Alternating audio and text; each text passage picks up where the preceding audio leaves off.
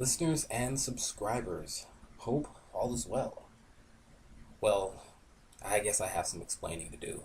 For my regular subscribers, you may have noticed I've been gone for some time. I think almost about a month now. What had happened was my computer essentially crashed. I hadn't optimized it or updated it, cleaned my hard drive in a while to make sure that things were functioning properly. So I went ahead and did that some regular maintenance that I had missed out on. And something went wrong. I might have deleted a file or disabled something I wasn't supposed to, and my computer didn't start. So I thought I had lost all my files and all my information. I wasn't able to get it up and running for like at least a week or two. And then finally, after doing some digging, because I do have some experience with IT, it just took me a while to get to it. I was able to back up all my files onto an external hard drive. I reset my computer to factory settings. Now, it would have been a lot easier if I had the discs to do this. I didn't have any of the discs. This is a second-hand, beat-up, clunky laptop. It's over 10 years old. So it took some doing, but I was able to get this restored to factory settings. I optimized it. I installed all my programs on it. Um, and it looks like it's ready to go. So if you don't know a lot about my setup, my setup initially when I started California Carter consisted of two different laptops. I had to use my wife's Mac to record the audio, and then my Windows laptop to overlay the relevant imagery and videos over that audio. So the process was quite cumbersome using two different machines to do my process here. The issue was that my Windows PC or my Windows laptop wasn't recording audio properly, and I don't know if it's still recording audio properly. This is the best I've ever got it to record and work in tandem with a screen capture. For those of you who don't know, a screen capture is when you're able to capture all the visuals on your desktop or your laptop while talking. So if you don't know, this Peter Struck thing here, this is live. This is me talking over a screen capture, which is something I was not able to do before. Before I had to record, like I said, my audio, my voice on my wife's computer, and then overlay the relevant video and imagery over that. So I would essentially screen capture on my computer, then read what I said onto that screen capture out loud to my wife's computer, and then have to take that audio file and put it back over to the video. And again, it was quite cumbersome. So right now, what I'm doing is I found this screen capture program where I'm able to record the screen and talk all in one. So essentially, I've consolidated my equipment. I'm doing all of my video editing, audio recording, research, all on one computer. It's great. Before it was such a troublesome task. Now I think things are going to be even easier and smoother. So hopefully this audio comes out okay. I did do a few test runs before and it seemed fine. The playback seemed great as well. We have this little flickering cursor, but that's fine. Yeah, I'm showing you this here. I have been aware of what's been going on the past couple of weeks. I did watch the Peter Struck hearing. Man, it was cringeworthy and it was long. I also know about the series of quakes that just happened today. Today is the 24th of July, 2018, and I think it was 4 or 5 earthquake alerts go off on my cell phone. I have apps on my phone that alert me to earthquakes, volcanoes, natural disasters, stuff like that, breaking news. So I was informed about that stuff, and that's typically where I get my breaking news from, my updates, and I'll go out and do a research on an article or a news story or a headline and test its validity. And if it needs commentary, if I feel it needs commentary, I'll go out and then make a video and do some commentary on that. So it's quite unfortunate I've been missing some of the stories like the Peter Struck and the Stand Your Ground, which just happened. So again, I am aware of these things that are going on here. It was just unfortunate I wasn't able to have the proper time to go out and do the research and give sort of an unbiased opinion piece on it, I guess, if such a thing exists. But I do want to talk about something, if not about the stories that happened within the past 3 weeks. Um, one big story that I've seen. We know that President Trump has been a busy little bee. Eh, Depending on who you are, you've been paying attention. He's met, and I've got these tabs up here. This is great. He's met with the Chancellor of Germany, Angela Merkel, the British Prime Minister, Theresa May, and again, some of you may have watched the press conferences and things with these individuals. He met with the Queen, walked awkwardly with the Queen.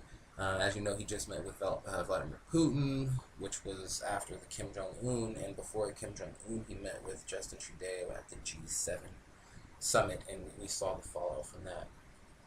Now, the reason why I point that out, I mean, it's so convenient to have these guys up here. The reason why I point, Trump meeting up with these guys here is because we saw similar meetups with on the international geopolitical level before World War One and World War Two. Um, Leaders got together and talked, and we saw the following sequence of events. I'm just wondering if something similar like that might be happening now. We see Trump very active in meeting these leaders. He's not the only one. Xi Jinping, which is let's get a picture of him right here if we can.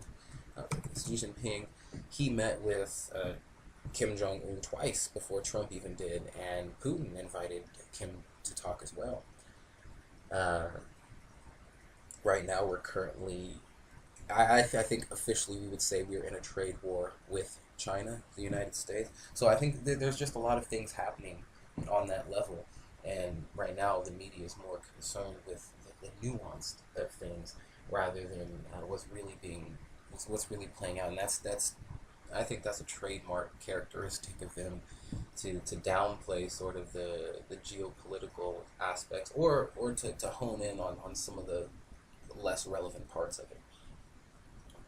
Especially, I have a good example of that. Where's that? With the stand your ground. Anything that deals with gun control or race, ethnicity, immigration, class, these are at the forefront of political polarization right now. So you really have to approach these topics carefully. Who you talk with them about, how you talk to them.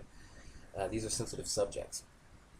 Now, it's also worth mentioning in terms of things like gun control and what we see here with the stand your ground is that there's a push for agenda there. You have to understand there's anytime something comes up with class and race and gender and guns, there's an agenda there.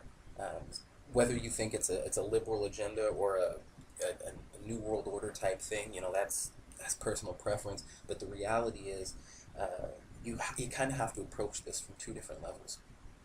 You kind of got to approach it from those who are in the know and they understand sort of the nefarious underpinning of what's going on. We would say shadow networks and dubious individuals trying to circumvent altruistic and kosher political mechanisms, if there exists such a thing. That the media is inflaming the rhetoric with the Civil War meme. Maybe you've heard about the left and the right becoming increasingly more polarized, so much so that what's being talked about in the alternative communities and even breaching in the mainstream is this idea of civil war between the two parties. Now, I'm not endorsing that wholeheartedly. I take it with a grain of salt and healthy skepticism because I understand that the numbers of individuals who fall on the extreme, and I would say yeah, the individuals who fall on the extreme ends of the spectrum are considerably smaller than many might anticipate. The reality is, when you do the research and you're actually talking to these people, individuals fall more often than not on the moderate, sensible, reasonable end of the spectrum, not necessarily the far or extreme ends. And that's just the facts. But it is increasingly more so that people on the left and the right are willing to engage in the type of behavior that could escalate into something like a civil war. particularly with the left. Now, I've done this before, but let's just do it now. Liberal, that's the liberal definition, there it is. So, open to new behaviors or opinions and willing to discard traditional values. Now, if you're open to new behaviors and new ideas, you might find it, at least from the outside looking in, sort of hypocritical that the first thing, maybe not the first thing, but what we've been seeing play out are these instances where liberals or those who fall on the left, Democrats, whatever your word, have been assaulting and stealing from conservatives.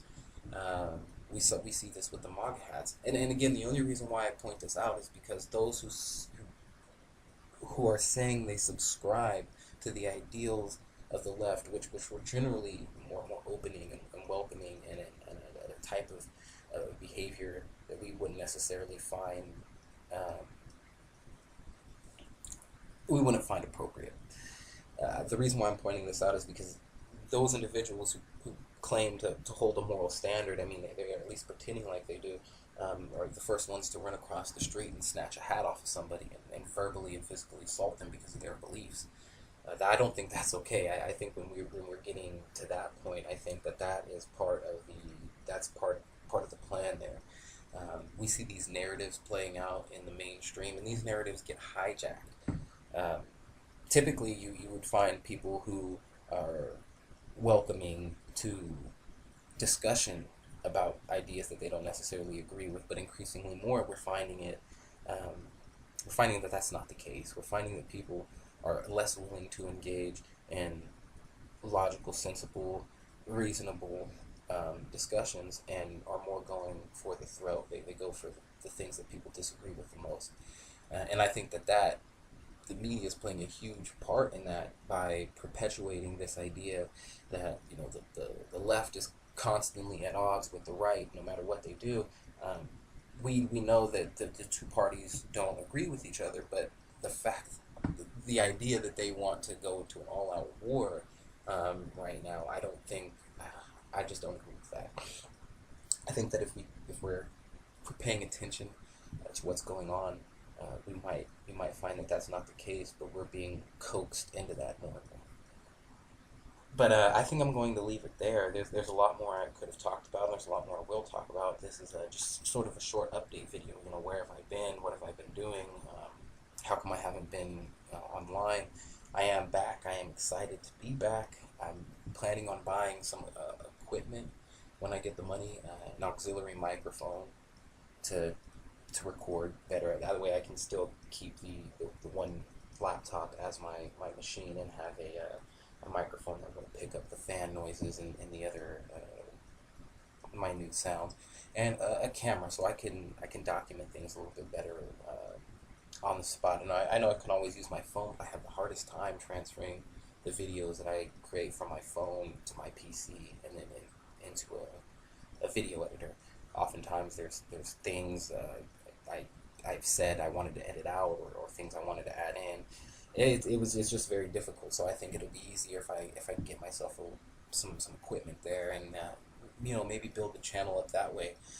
Give you guys some more live visual streams rather than what I had to do, which was record audio separately and do video on a screen capture on a different PC. I mean, it made things so cumbersome. I'm hoping this comes out okay and renders correctly, so I don't have to do it again. And if it does, I think I'll get the ball rolling on getting some more videos out this week. So I'm gonna leave it there, guys. Thanks for stopping by. Expect some more, and we'll be playing around here, and we'll build up the channel. Take care.